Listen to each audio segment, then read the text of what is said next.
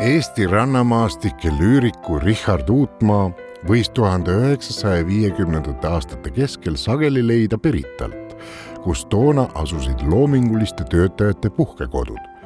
Puhkuse ajal jalutas kunstnik ringi nii Meriväljal kui Kosel, olles justkui aardejahil järjest põnevamate lugude ja paikade jäädvustamiseks. Käesolev teos valmis 55. aasta sügisel.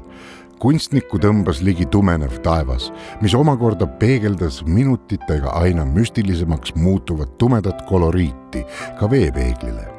See oli võte, milles väljendus Uutmaa üks peamisi meistrimärke ka meremaalidel. Taeva peegelduse tundlik edasiandmine veepinnal ning loodusseisundi täpne tabamine üldse. Sügispilvede vihma kuulutavale tantsule on tasakaalustavaks kontrastiks taamal asuva liivakivi paljandi soekuldne kuma, mille taustale on kunstnik pühapäevased looduse suitajad igaveseks sisse maalinud.